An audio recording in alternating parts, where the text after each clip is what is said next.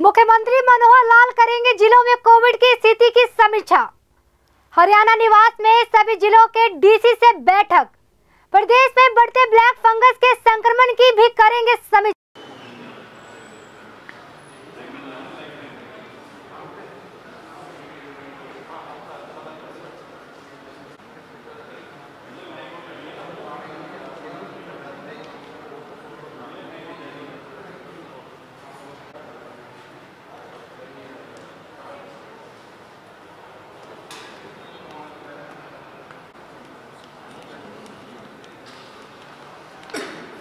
मित्रों नमस्ते।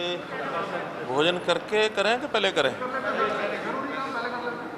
अच्छा, भोजन जरूरी नहीं है।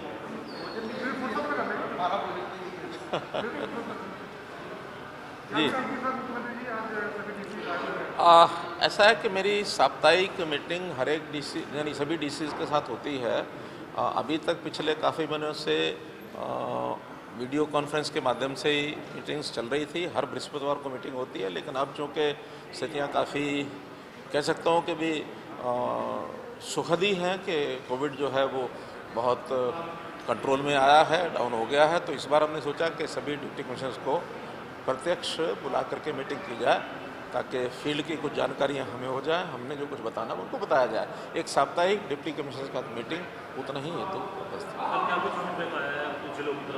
फीडबैक में क्योंकि मुख्य विषय जो है वो तो अभी कोविड का जैसे एक प्रभाव पिछले दिनों में जो देखने को मिला, उसमें सभी डिप्टी कमिश्नर्स ने अपने अपने अनुभव अपने इलाके में उन्होंने कैसे कैसे क्या क्या नई बातें की, क्या उनके अनुभव रहे वो पूछा गया।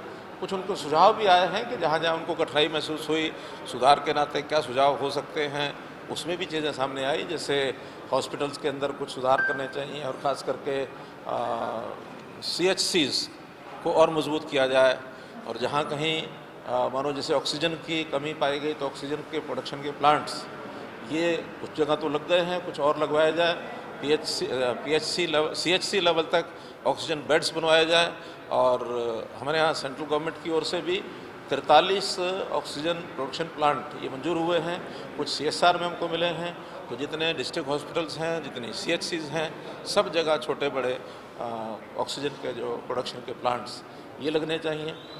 इसके अलावा कोविड के अलावा भी कुछ इशू जो चल रहे हैं वर्तमान में, जैसे हम इनकम वेरिफिकेशन का काम लगातार नीचे जो पिछले 1.5-2 महीने में उसकी स्पीड थोड़ी कम हो गई थी, तो उसको बढ़ाने के लिए हमने कहा कि उसको बढ़ाया जाए।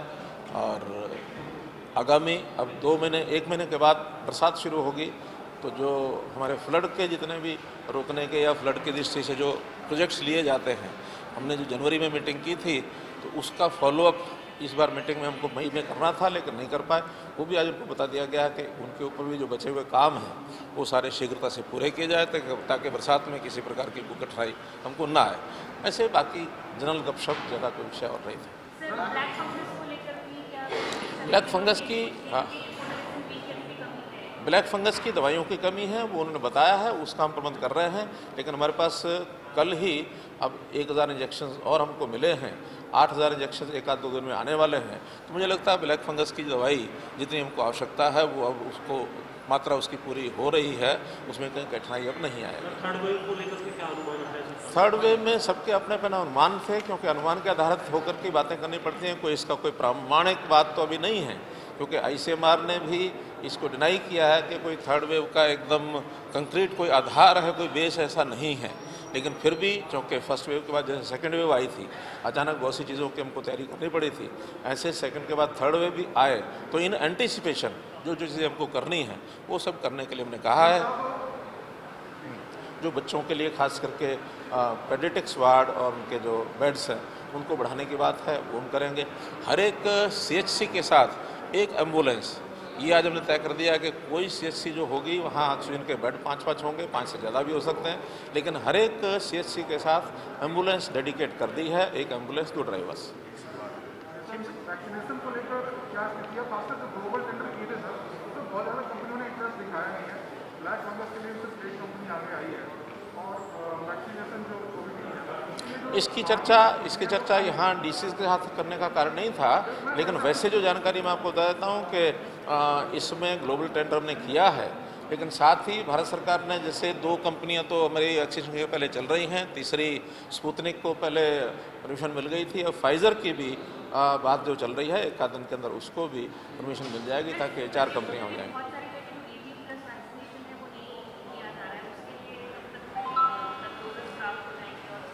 वो रेगुलर हमको मिल रही है, जैसे रेगुलर मिल रही है वैसे रेगुलर लग रही है। इस महीने में देश भर के अंदर 12 करोड़ वैक्सीनेशन के टीके ये सारे देश में उपलब्ध हो जाएंगे और उसका लगभग 2% जो है वो हमको भी यहाँ जरूर मिलेगा। लोग जुट रहे हैं, जैसे कल टोहाना में लोग जुटे हैं, इससे पहले एक साथ में जुटे हैं, इसको लेकर कोई डीसीज के साथ बात हुई, लॉ एंड ऑर्डर को मेंटेन डीसीज को बता दिया गया है कि शांतिपूर्ण तरीके से अगर कोई आंदोलन होता है हमें उसमें कहीं कोई आपत्ति नहीं है, लेकिन लॉ एंड ऑर्डर को अगर कोई अपने हाथ में लेता है तो उसको बर्दाश्त नहीं किया जाएगा और उसमें जो भी कानून सम्मत कार्रवाई होगी वो डीसीज को कह दिया गया, उसमें बिल्कुल हिचकना नहीं है, उसको जरूर करें।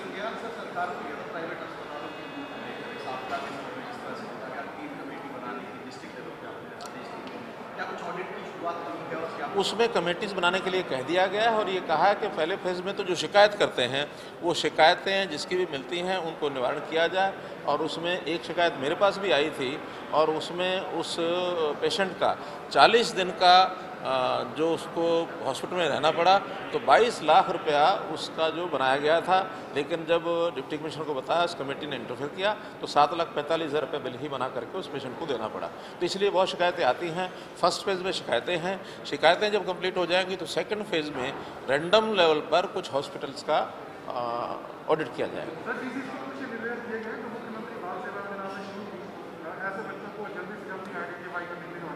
मुख्यमंत्री देखिए उस पर चूँकि सारा डाटा हमारे पास ऑनलाइन है, इसमें डीसीजन ने कुछ नहीं करना, हमारे हेडक्वार्टर के ऊपर जो डाटा है उस डाटा के हिसाब से हम उसका संख्या निकाल रहे हैं। और जो बीपीएल के लोग हैं जो एडमिट हुए थे उनका 7 दिन का पैसा उनको घर भेज दिया जाएगा और जिनका हमारे पास डाटा एडमिशन का नहीं मिलेगा, HR हील करके एक हमने सॉफ्टवेयर बनाया है, सभी हॉस्पिटल को कहा है कि वो उसके ऊपर अपलोड करें और जिनका डाटा एडमिशन का नहीं आएगा उनको सबको 5,000 रुपया वो भेज दिया जाएगा, ये मान करके कि वो सब होम आइसोलेशन थे। उसके बाद भी अगर कोई प्रमाण देगा कि वो तो हॉस्पिटल में एडमिट हुआ था तो शेष बचे 30,000 रुपया वो उनको रियम्बर्स कर देगा। अभी उसका सर्वे चल रहा है। सर 12वीं कक्षा की परीक्षाएं रद्द कर दी हरियाणा में, अब स्टूडेंट्स के सामने ये सवाल है कब तक रिजल्ट आएगा, कब तक मार्क्स जो है 10वीं कक्षा का तो बहुत जल्द आएगा, लेकिन 12वीं कक्षा के लिए चूँकि अभी ये तय किया गया है कि परीक्षा नहीं होगी, लेकिन उसका जो मेथड तय करना है वो एक साइंटिफिक वे में कोई तो मेथड तय किया जाएगा कि किस आधार पर उनको परिणाम उनका निकाला जाए, उनको कितने अंक दिए जाए। और फिर भी कोविड समाप्त होने के बाद एक परीक्षा का शेड्यूल जारी किया जाएगा, उसमें यदि कोई स्टूडेंट परीक्षा दे करके अपनी इम्प्रूवमेंट करना चाहता है तो उसमें कर सकता है। धन्यवाद।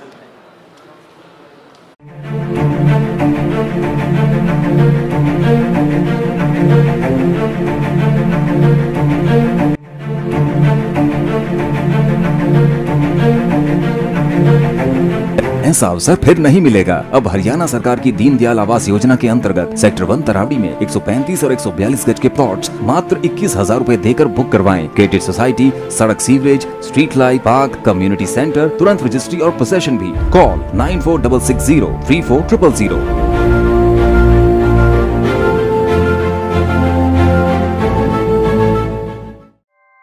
ऐसे ही लेटेस्ट खबरें पाने के लिए बेल आइकन को क्लिक कर हमारे चैनल को लाइक, शेयर एंड सब्सक्राइब करें। धन्यवाद।